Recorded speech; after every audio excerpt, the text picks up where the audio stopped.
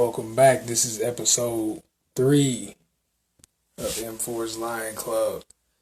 I am the Universal Remote Jamal Moses. Just real relaxed, waiting on a special guest to tap in, and then we gonna discuss a few things. So just bear with me while they tap in. Happy Sunday to everybody. If it's Sunday where you are, whenever you view this, it's Sunday. So I got a blue shirt on, which is rare for me, you know what I'm saying? But it was a gift from a beautiful person, so, somebody give me a gift, I was always taught that spirit of gratitude, so use them gifts when people give you something from the heart, always got that spirit of gratitude about it, so.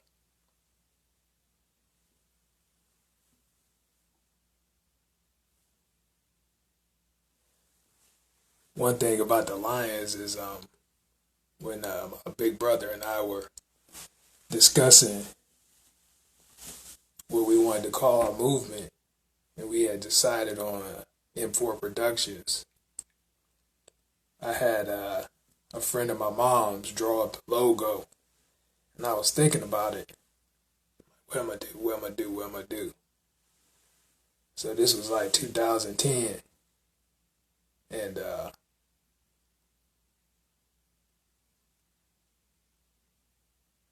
for some reason, I just had her draw the Morpheus shades on a lion, so that's where, the lion comes into it.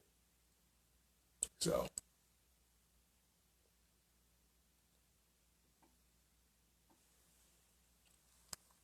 last night was real special. Here's my special guest right here. Once again, I am Jamal Moses, Jamal Moses, the Universal Remote. This is live TV, folks. Universal Remote, and we got a special guest tapping in, so let's get to it.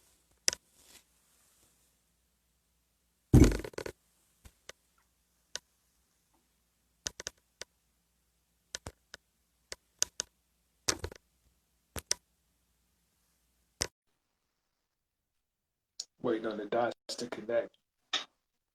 This technology is a trip sometimes, man. What up, family?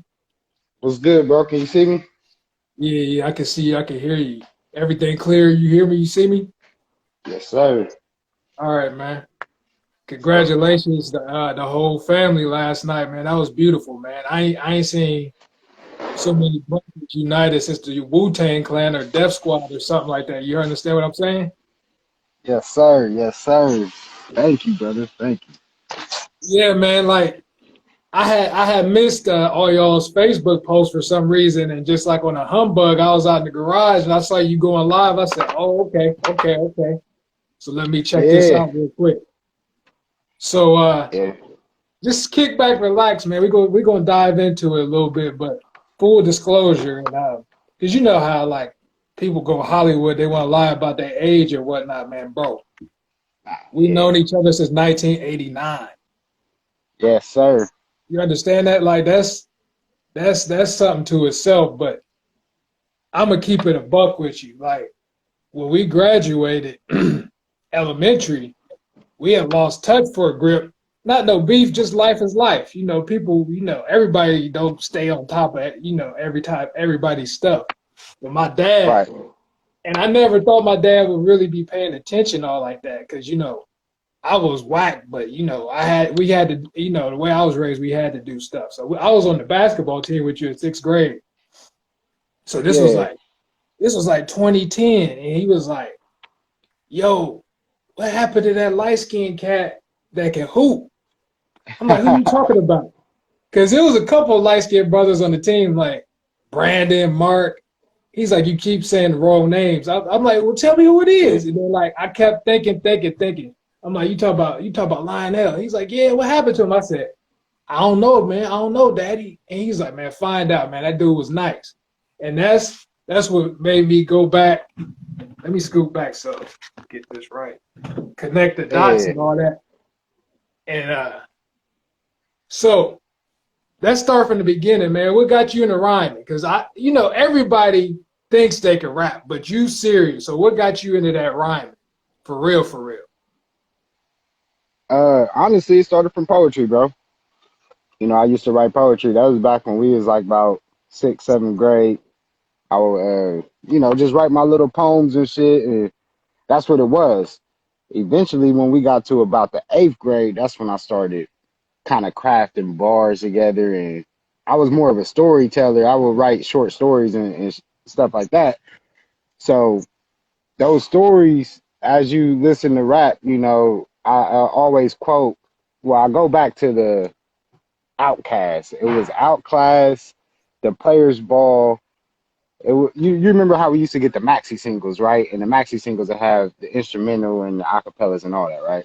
Yeah, yeah, yeah. So it was that really flipped the switch. So I want to say like 94, it had to be around that time, like the 94s. That's when I first rapped, but I didn't still write raps. I just freestyle. I got the Outcast beat. I don't know what came over me, but you know how I used to put the two pieces of toilet paper in the top of the tape and you could record over it. You're gonna be mad when I tell you which one I recorded over too. I still remember the tape. It was my Teenage Mutant Ninja Turtles tape. Hey, I mean, that's what it is like back. Like I people don't remember. understand. Like you had to really sit there with the tape deck and try to get it right and press record at the right time and try to catch the beat. Cause like I remember for me, I tried to rap over the "Stop Being Greedy" and the from DMX in the second round knockout for Cannabis, and I was like, nah, I'm trash. Let me leave that alone. Cause like you say, Uh, it comes from the poetry. And I know, keeping it for 100 with you, I never knew that you rap back then because you was just so mellow. I was People just don't know telling I rap now. but your nature is so mellow, and you're not that Yeah, over the top personality with it. I was overrunning the personality department. I got enough chaos for all of us in eighth grade, but you was just always cool and laid back and reserved, so I never knew. But that's yeah, what's up, because like that, it shows in your style that you ain't like trying to yell. You trying to tell stories. You trying to conversate. Like when I was listening to your latest two joints, I was like he give me that vibe like a Rakim or a Raekwon. Like it take all different styles. It's cool to be hyped, but it take that person to really make you sit back and listen. That's the real power right there. If the voice can carry the song without yelling and like, yo, this is what I'm gonna say. You gonna listen because I'm cool. and you know what? It took years to get there. I've always felt like I knew how to ride a beat. I think that was like if I had a superhero power in rap, that's what it is. Like, yo, he could get on, he'll ride the beat to the T. Or find different ways to enter in the beat. So that's another thing that I always try to do is like if I hear everybody else verse or even my verse, I want it to be a little different cadence than what the normal would be. Like that's something that I kind of try to hang my hat on. But at the same time, having you get something out of it, whether it's a club record or about a woman or whatever it is, it's something in there that you could take away from every moment. So when I was younger, the first I used to always rap to get the very last line to be the hottest line you ever heard or some shit, just to kind of be like, oh, like he went crazy, but really it was just that last line. I would just put all the emphasis in, and then I switched it and was like, well, shit, I may not get that pub like the trapper rappers and all that, when I switch it up because this happened about 8 years ago, but I felt like the direction that I wanted to go more into and that I felt comfortable was over those kind of hip hop beats that took me back to the 90s feel or something relaxing because I wanted people to, when they listen to my rap, this is a story. Like, I will say, you like last night, a lot of it, you listen to it, you like, damn, that's some crazy shit, but it's damn near true. But at the same time, it's like, I want you to relax. Like what you told me at the beginning of the interview in your realm, the interview, I want you to relax. I want you to light something, sip something, smoke something, whatever it is that you feel the most relaxed. If you on the beach or whatever, that's what you should be doing when you listen to my raps, because the last two albums, it takes you from the young to the king, like the young one to the king, like, and this is everybody's journey that you could resonate to, you know. And that's what I try to make music. It's not just for me, it's for everybody. And at the beginning, I just used to make it for me, you know. Right, right. Because what got me into this is like I have been planning on doing this for years, and people was always like, "Yo, you got that way of saying things and seeing things that people might want to sit back and chop it up with you." And like I had the person that told me that specifically. I ain't got her on here yet, but you know when she get on here, it's gonna be love, and I'm because like I did a screenshot of when she told me to do this, and it Right, was 3 years ago, and I'm like, you sit back and you watch how everybody does their thing, and there's no disrespect to nobody else, but I'm like, they don't let people tell their story. And for us, we got to get our stories told. So I'm like, I got to take it up on me to reach out to people I'm respecting and that's doing great things and say they got to tell their stories. This ain't, like you said, this ain't for us. Like when God gives us right. something, I don't want to preach, but it's Sunday. When God Nah, gives us something, it ain't for us. Like it's cool if it's going to be some finances attached to it later, but that gift ain't for us. It ain't for us. So we got to get it out. And for us, who gonna tell our stories for us better than us? Like back in the day, everybody that had that opportunity to tell their stories, but we got this technology. And I was watching you at the beginning of y'all's joint last night. I don't rock with technology either, but it's a tool. It's a tool. Everything is what you make it. A hammer can build or it can destroy. So this is just a building tool right. for people to tell their stories. But I'm telling people when they come on here, like, yo, Let me scandal, ain't gonna be no goofy time. It's all about what you want to say, how you want to tell your story. So we got to take it back. How did E&E get started?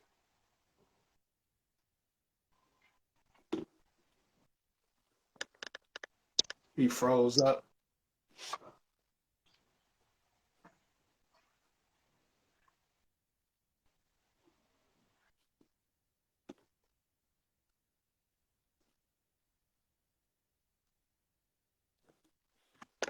Yo, L, go back to where you were, man. You freezing up.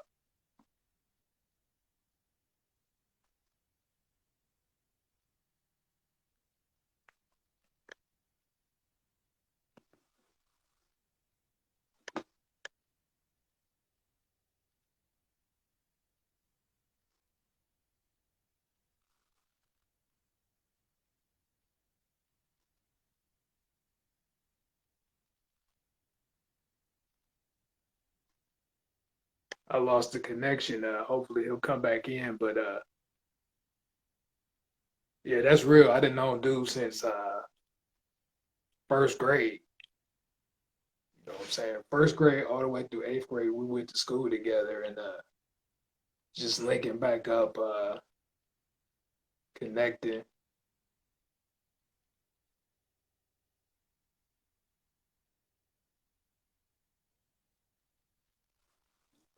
Nah, I can't L, I can't see you or hear you, man. You gonna have to send a request to get back in the video. But when you do, try to be still if you can. Like when you were sitting down, everything was clear, crystal clear and crispy. But once you start moving, I can't see you or hear you. So you going to send a request or something, bro.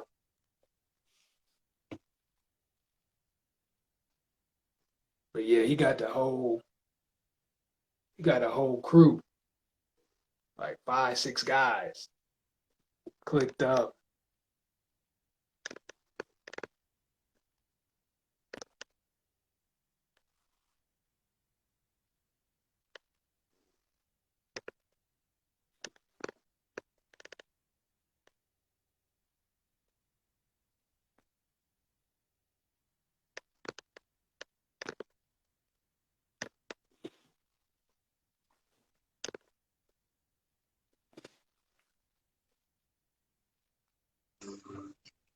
Yeah, yeah. Hey, you might have to find a spot and just be still for a minute because it froze up and whatever.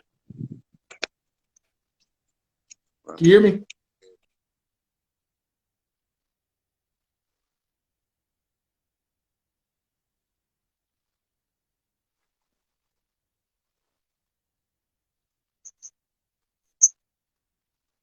You hear me, bro? Yeah, yeah, I can hear you. All right, I think my headphones ain't connecting, but all right. Cool. So what I was saying is, tell me about how E&E got started. Really, it goes all the way back, bro. I would say, yeah. It was the crazy thing about it is we all started at different points, but like the E&E brand came from like this was like 2008, 2009. We used to be concealed weapons. So when we first started doing shows or whatever, even way back at the High Five, it was concealed weapons, and it wasn't for no guns. It was just we felt like the words is your most powerful asset, and this is our concealed weapon. And Mm-hmm. we just felt like marketing wise, it probably wouldn't be the best go, especially around that time. And even though we wasn't doing no business or no shit like that, it just was like, what I mean? When we booking shows and they put concealed weapons, some places might not book us just because of our name. And we didn't want to have that hindrance on our name, even though it had a totally different meaning. So we had to get in the room and we just thought, like, how do we carry ourselves and how do we look at ourselves and things like that. So Elite kind of came to it. And it's like, yo, it's a bunch of us. It's not just, even the rappers is not just E&E. It's our homies that claim E&E that's just around us daily, that's been around that we call brothers. And that's how it came about. We like Elite Nation. Through the entertainment, E&E, it was something that was like catchy, and it was authentic because that's how we build it. We always carried ourselves. We don't waste energy on others. We don't do none of that. And it's always been like that. I think the reason why we've been together that long is because of that. It's that brotherhood. I mean, and that's real. Is like sometimes, and that's just say what it is. Like sometimes as black people or black artists, we don't get that benefit of the doubt because, like you were just saying about what was it, concealed Still weapons. weapons. Yeah, Mm-hmm. yeah, yeah. It's time to freak out and all that, even though it had another meaning. So that's a lesson for everybody. Like you got to really pick and choose what you saying, even if it has another meaning. Everybody ain't gonna get that. Everybody ain't gonna get that immediately. So, cause like that's what something Master P was saying about his brother. That's like he was like, "Yo, that name came back and bit him." Yeah. You know. So that is what it is, though. I mean, so let's talk about your latest joints. Your latest joints. And thank you for always sending them links, man. Because you know how life is. You might miss stuff, but you definitely picking up steam this year. You got the graduation season in 7 days. Let's dive into that. Yeah. Well, this year was, you know what? Before we got disconnected, we got to take it back to one thing before we dive into that, because a large part of this is because of you. And that post that you talked about, I commented on that post, and remember a year later, I reposted it. I took a screenshot of that. That post, you said something. It was a challenge of doing something in your craft for 30 days straight, Yeah, producing yeah. something. So, Wait. Time out, real quick. Shout out to Stephanie. Her artist name is Stephanie James. She had posted it, and I don't even write like that. But they say that's how Prince used to write every day he did something. And I was like, man, let me try it. Even if it don't lead to anything, just let me try it. So like I was doing it, and then like I asked her at the end of the month if anybody else had done it. She's like, nah, you was the only one. But then like after I saw you shouted me out and then you bomb bomb bomb, I told her, I said, yo, it wasn't for nothing. I did what I did, and And I was like, my dog said he about to just boom, boom, boom with it. And you did. So word is bond. Hey, that I always look back to that post, bro. That sparked what I started even last year, because that post was like had to be 2 years ago, because it Yeah, I wasn't think it like, was like late 2017, I want to say. yeah.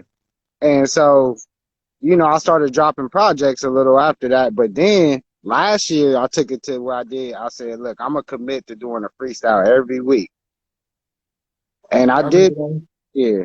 Like, if they go to the SoundCloud, King Gale's SoundCloud, it has over 60 verses last year that I dropped, and it came from that post. That post is the driving force, and even now, because with me doing that last year, when you think about dreams that may be deferred, it came back to life.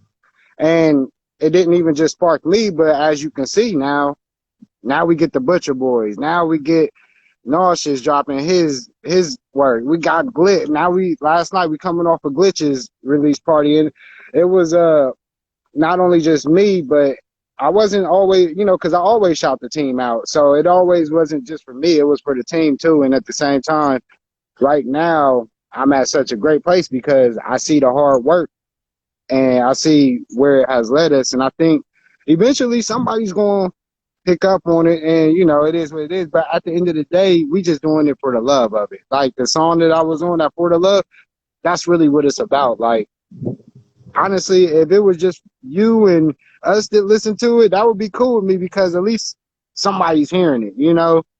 Right. I think it'll help change lives, because when you listen to other people's stories, you may think like, oh, I'm good in life, but therapy sessions is real. And that's what this is. This is therapy. So, Right, but right. the projects, I don't want to get off time. All right. So the projects this year, all right. So the first of the year, I did The Reflection. That was my first album.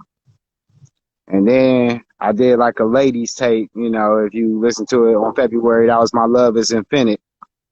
And then we came into 7 Days of Greatness and Graduation Season, which are the last two you mentioned. And 7 Days of Greatness basically was just like a Jackin' for Beats mixtape leading into the graduation season.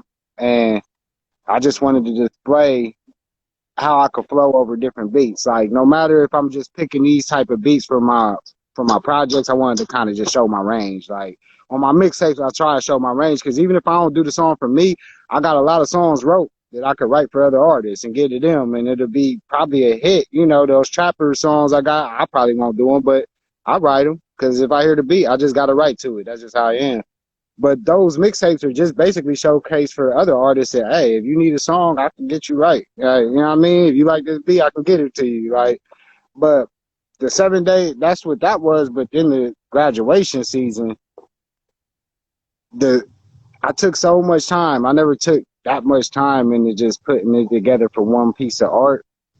And it was my story. It was not only my story, but all of our stories. Like, I told a lot of shit that happened our year, '01 graduation season, but also '03. And like, to me, graduation season is any that time, that late May, June.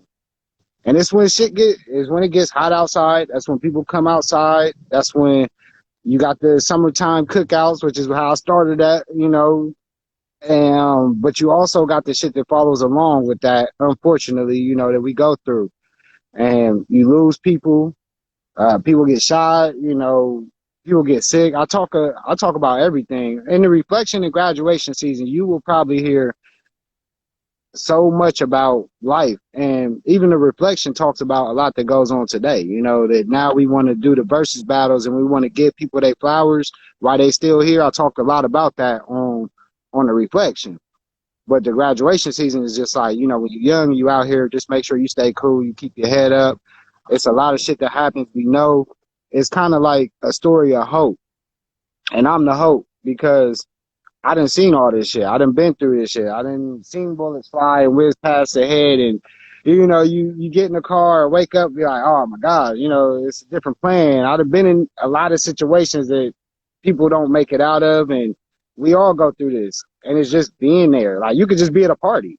You don't even gotta be doing nothing wrong. You could just be partying, and unfortunately in Columbus, that's the main places where people used to get shot when we was younger. Like now it's like everywhere, but it wasn't like that all the time. You know, it just started being like on site everywhere. Back then it was graduation season when you heard people getting shot at parties during the summertime. People didn't really get killed in the wintertime back then, you know? But it really just, like I said, it was a story for everybody around that time. What goes on is just really a timepiece of that, you know, that time, you know? And it's just a reflection. Everything that I do is going to be a reflection of what I see. And that's what the story is. But at the end, as I always bring it back to full circle, every album is going to be a circle. So I'm telling you about how it starts and how shit's rough, but then also I bring it back to, you know, now, as long as you keep your head in the game, you stay up, you keep grinding, you keep hustling, you keep having hope, you keep praying to God and you know, your Most High or whoever you submit to, and you keep the hope alive and you move with your heart in it and you always genuine, real. At the end, you could take the trips. You can still live life and do what you want. And there's better things at the end of life. Like, I feel like I'm living way better now than I did then. But, you know, you live and you learn. Every day is a great day, really. Right. And something I hope, um, I hope like teenagers, some kind of way to get a hold to your joints. Cause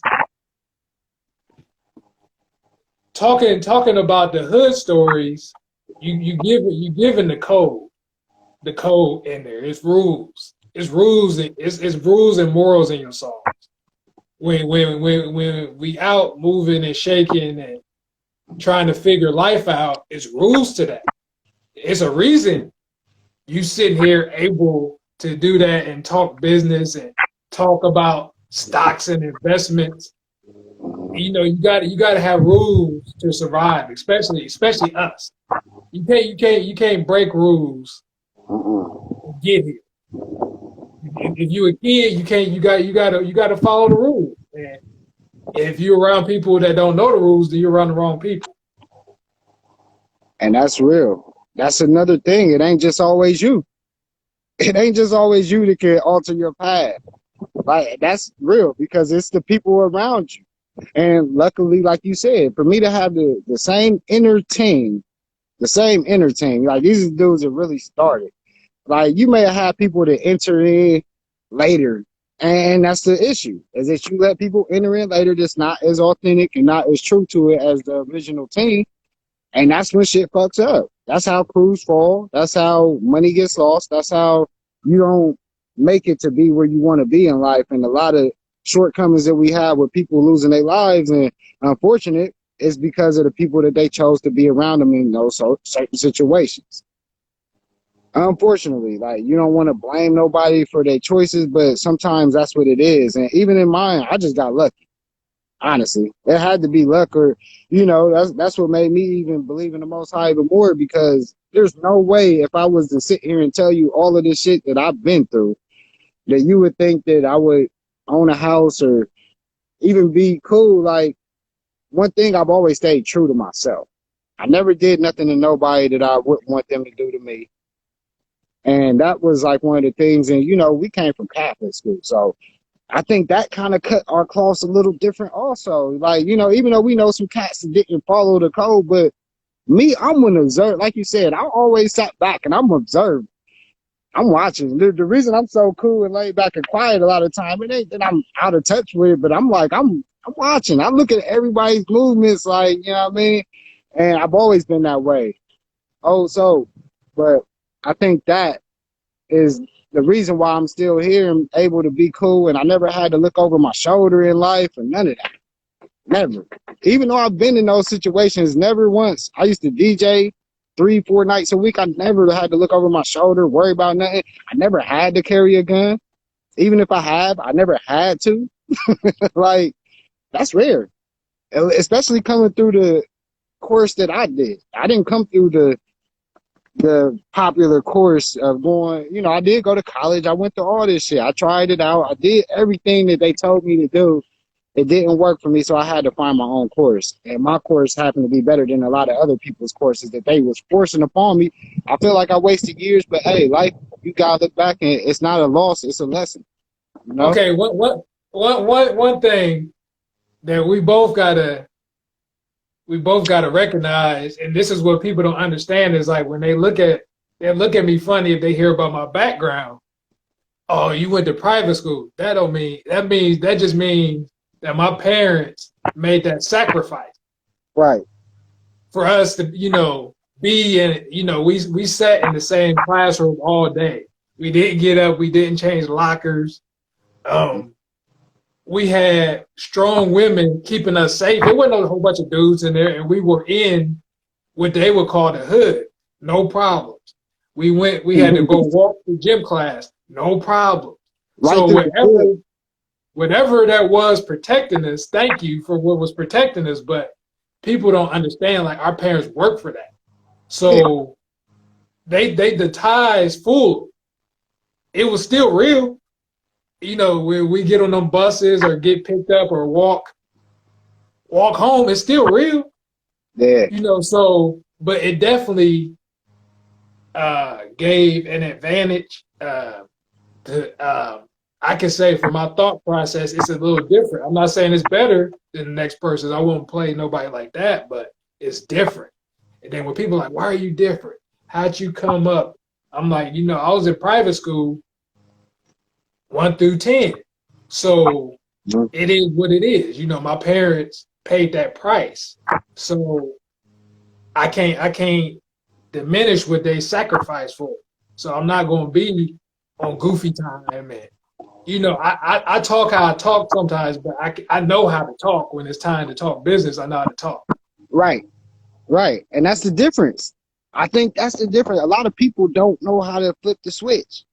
And I always look back like they made us talk proper. They made us sit up straight. They made us do all the right things. And I can go into a meeting and people understand, like, when Jay-Z would talk about, you could put me in a room full of vultures. You got to learn how to move in a room full of vultures. Like, that right there is probably one of the realest lines when you transitioning, especially when you come from those environments, because even though our parents put us in those schools, let me tell you, some of the places, like, we used to all go over each other's house back then, and like, because you only in the classroom with 30 people, so you grow up to be around these people for the whole time. Like, me and Maul from 1st to 8th grade, like, was in the classroom all day, every day through school.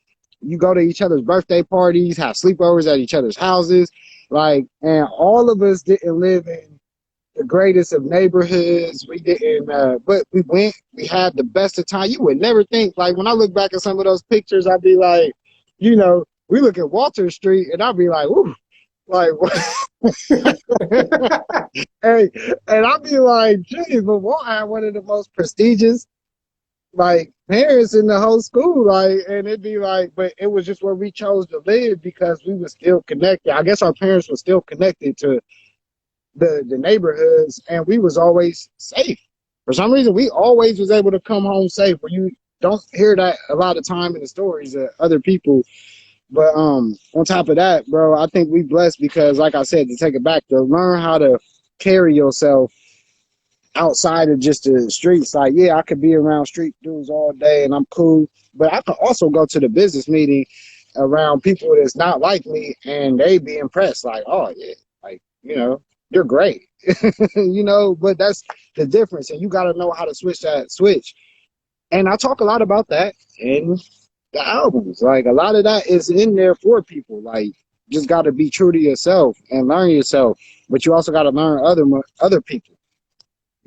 Life ain't about just yourself. You got to learn other people. Or you ain't going to be able to survive in the world the way you want. Right. Because one thing, and like, I don't like talk about possessions that much, but like when I was in that room signing for my house, I'm sitting there tight.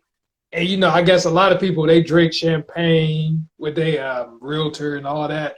I'm sitting there tight because I'm just thinking about the big number. I'm like, But I was fortunate enough to be put in that situation. But everybody's like, "Why aren't you smiling?" I said, "I'm gonna smile when this joint is paid off." But everybody don't think like that. Like I had to be guided into thinking like that because I was a renter forever. I Hmm. was a renter from my 20s to my 30s, and then I got that sit down with my mom. I ain't too cool to say my mom sat me down like, you Nah. could have bought a house by now. Hmm. That 10 years you spent on this rent, she's like, it's not too late. Your name is good out here. You don't have nothing hanging over your head. Just go ahead and handle that. So I'm sitting there and they're like, oh, you ain't smiling. I said, oh, I'm going to see y'all when it's paid off and then we can drink the champagne. Exactly. then, That's the then we can smile. and that's what I do. I'm a mortgage banker, so that's what I do. Now I help people refinance their homes. I get them, and that's one thing. I started talking to I talk to people about. They call me and they kind of 50-50, and I'm like, look, you just got a 30-year term at this rate. And you get in a 15-year, you probably knock off you probably gonna pay an extra $200. But for that extra $200, you're gonna pay your house off in almost less than 50% of the time you would have with the 30 years. So it's just, and me too. Like what you said, like right now it's like, all right, I got the house, but shit, 30 years. A lot of people don't understand what mortgage means. It's basically a death contract. What they used to That, say. that, that, that, that's word for word in Greek, death contract. When I was still renting, that's what was keeping me from even wanting to do it. I'm like, yo, I don't have this like just sitting around outright. But it takes, and this goes back to what I was saying about your music. You putting the game in there, you putting the business in there, and you always got to respect when somebody pull you to the side. Is gonna tell you something that's gonna help. Because at first, even I sit down with my people, I was tight.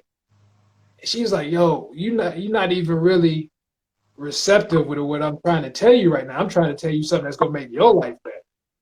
You know what I'm saying? And with us being us, she was like, you got to understand that your great grandparents or your great great grandparents wasn't in a position to be outright homeowners.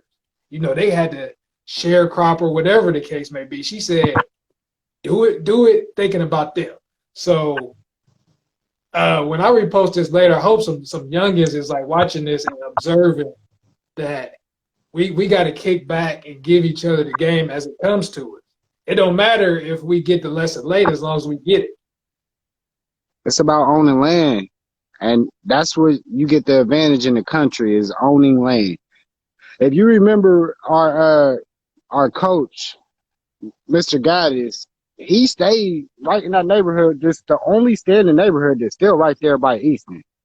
Literally, it's like Alliance Data's building. It's like all the corporate buildings, and it's just that one neighborhood right there off the steps. As soon as you pass that spot, he used to stay there, but they didn't sell. And if they just hold on to that, I can only imagine what those houses is worth and what they paid for it. They probably paid like 70, 80,000 back then for it. If that, probably like 60. And now them houses is probably worth like a half a mil, more than that probably. And people don't understand. Like, yeah, you could rent, but you'll get way more space. You'll pay less. I mean, that extra money, I tell people, just put it up in your shit. So if something do go wrong, because people are like, oh, well, now I got to fix the repairs. I get that. And I get that. Because that's the only separation for a lot of people is that you can just call the maintenance company when you're renting compared to when you own. You got to pay it yourself. But if you just put a little extra bread up, I say just put like $50 up a month or 25, whatever, you would be good because shit don't really happen like that as bad as you would think if you make the smart investment. But Well, once that you and got like money, for me, it was a whole system with my realtor. Like if what was you your get a home, reservation? you got to What go was, through. what was your reservation on wanting to own a home? I always like to hear this. Um, I don't know. It was just time creeps up on you. Was it the You know what I'm commitment? saying? No, no, yeah, yeah. Time creeps up on you. Like I was thinking, like I got time. And when when the process started, I was 31. I'm sitting there thinking I'm 21, I'm 31. You know what I'm saying? So that was really the thing is like, and like, where I was renting was just horrible because that's funny you bring up the repairs. When I was going around to the viewings, I'm asking the realtor, is the roof right? Is this right? Because like it was just so many problems from where I was renting. And she's like, you gotta relax, Jamal. When you get in this loan, legally a home inspector has to come in and Yeah, check it out and make sure the house is livable. So something else you would talk about when somebody's scared or hesitant about the repair situation, what I would recommend, number one, if you're getting a loan, you got to have homeowners insurance. Certain things is covered in that. And number two,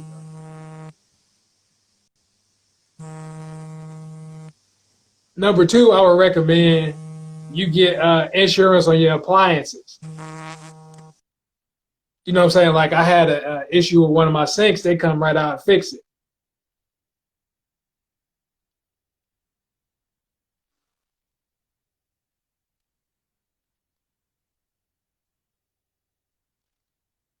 We went a little off topic. My man's just freezing up again.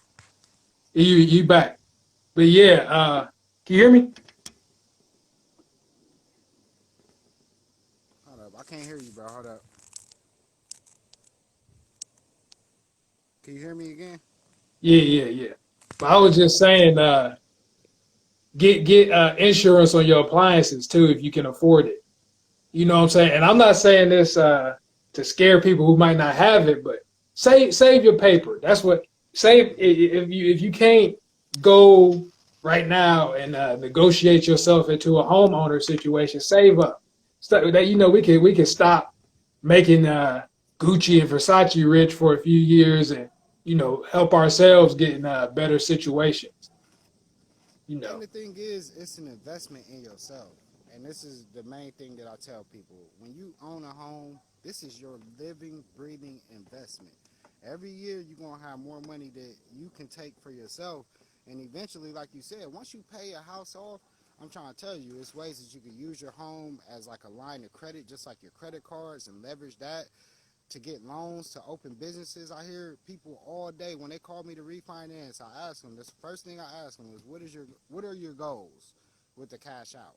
And the reason I ask this question is because I'm learning game myself. Like I said, while I'm getting people refinances, I'm also wanting to know why. Because I see these people throwing this money around. I want to know why you throwing this money around. So, first question I ask, what's your goal? And I'm gonna help you accomplish that goal. And a lot of people right now, especially with the rates being so low with COVID, they're refinancing to start businesses. So you get, and right now they're also giving grants for small businesses. So not only can you get a little money out of your home right now and leverage that when you get to a certain point. So you got to have 20% equity in your home to even really have a good refinance, I would say. But say you got your home halfway paid off, you can take a good 10%, 20% out, and then you could still build your business or do something that you need to do, maybe for your kids, your college funds, whatever. The home puts you in those positions. A lot of times that I see people when they call me, hey, I just want to pay off my kids' student loans. I'm gonna take 30,000 out just to pay off my kids' student loans, and I'm like, damn, you know what I mean? These are things that they don't teach us that you can leverage. Whether it's credit or increasing your credit power, all that. These are things that other people do to keep them successful and in power. And when we talk about making change, this is one thing. You cannot make change without capital. And I don't want to get into conspiracy theory, but I'm going to say this. When Martin Luther speak your King was truth, Kate. saying, when Martin Luther King was saying he had a dream, he was cool. He was the number one man in America, really. But when he started telling people that they need to get capital in this country, all of a sudden he was eliminated from this country and assassinated. So I'm gonna just tell you, knowledge is power, knowledge is wealth, health is wealth. But make sure when you make these decisions and when renting, I'm never gonna knock nobody for renting. But what I will say is look into ownership if you can, because what you need to think of is how can I have a long stay and make money off of where I'm at. You can only make money off of where you at when you own your home. When you're renting, you're making money for somebody else. Which, like I said, I don't ever knock anybody renting, but what I will say is invest in yourself. And this is the main thing, like with rap, with you doing your interviews, with anything that you consider your art or anything that you're passionate about, invest in yourself with that. And if you're renting, you gotta look. I gotta look the ways to build my wealth. If you want to get to, you could be rich and lose riches, but you can't lose wealth. And that's what we need to obtain. A lot of us just want to be rich. Nah, you know, I said in one of my bars, fuck being rich, I want to be wealthy. And that's something that sets your generations apart, where my great grandkids don't gotta work if they don't want to. They can make the decisions they want to. That's what I want to work towards, you know. You could lose riches. Look how many celebrities, anybody we seen that had riches, and we like, damn, they was at the top of the game. They was number one for 4 or 5 years, but then we look up now, 15 years later, they broke. They wasn't wealthy. So it's just a mindset and a flip. The investments, we are getting more active on that. I hear a lot of people investing more, all that, but we really got to round out all our investments and eliminate the we got to eliminate the assets that are that depreciate in value and start thinking about the ones that will appreciate in value. And those are the ones that we want to invest in. Real estate will appreciate in value. One thing that I've been really wanting to get in, I don't got the money, but there's ways that you can lease art and you can buy art. You don't have to be able to buy a whole piece. You can lease art now, like, and get money off of the, you know, increasing of the prices of the art. So this is how rich people get rich. I mean wealthy. I'm sorry, how the rich people get wealthy. So you just really got to think about it. Art. These are things. Find what appreciates in value and not depreciates, and that's what you want to invest Man, this has been beautiful, man. We gonna put a bow on this in a little while, but just tell me a little bit about your guy Glitch, in. Yeah, that's my brother. He put me Glitch the on for the month Guarantee. of June. It's the guarantee, man. That's my brother, man. He put together a body of work last year, and he even spoke on it during the live event last night for the release. But he just to see how he's evolved and with his craft, like one of my favorite people to do to feature with, like, is him because he pushes me. He's very competitive. He's in the now with his rhymes. He's lyrical.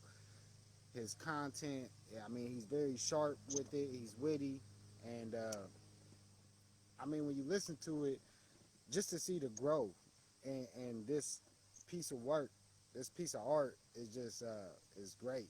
It's a great addition for the E&E camp, and I'm just I treat every piece of art as like my baby. So right now it's one of my favorites. You know what I mean? One of my favorites for the year, but it's one of those. It's very high bass. It's high energy. You know, and it's very bar heavy. So if you love the bars, you're gonna love it. And if you love that bounce, you're gonna love it.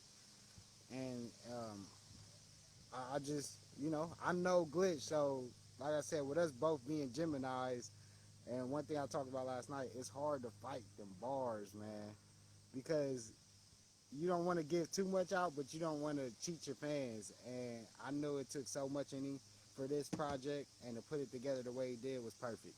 I love it, and everybody should go get that. It's on that Piff. Now or Never Up in Smoke mixtape, and that Up in Smoke mixtape is yeah, go get that, and then go get the Butcher Boys because him and Nauseous was on that joint too. They got the group, them, same thing. That album is crazy because I look at that as it led into this. Like, it was like the coming of what we seen for that. And last week when it dropped, I was like, when I got it, it was on Thursday night at like 11 o'clock. I was up to like 2 o'clock listening to it. You know, I'm that kind of hip hop head. Like, I hear something new. I remember we used to have the midnight releases back at the CD spots and shit, and I would go. On Monday night, I'd be up in the spots because CDs used to drop on Tuesday back then. So I remember I'd be up in the spots Monday night. You Yeah, know, yeah, have yeah, yeah. pops like, But yeah, bro, go get that. I think y'all love that. I know y'all love that, and make sure y'all even go back in the catalog too, cause there's so much great work. And I think I even got some things to send you, bro. I mean, what we gonna do? I think on this next go round, man, we could have some throwbacks. I'm gonna give you. I'm gonna send you a lot of shit, bro. I'm gonna send you a lot of the catalog that's unreleased, and let you work with it. You know, I like to send you to work. And then maybe what I can do is, if we could get in the room together, bro, I could have you help me out with selecting for this next project. I'm dropping 11 11. I'll be dropping mine. Rain is going. He's going to be dropping 10 10. But 11 11, and it's crazy that he told me that yesterday. I didn't even know that until yesterday. I had my 11 11 set for a couple months now. I already knew. But that's just the synergy in the group. Another thing, even with the drop dates, when he said 10 10, I'm like, bro, you gonna think I'm biting, but I had 11 11 set. Like it's like, damn. Like I'm like, yeah, like, but that's what it is, man.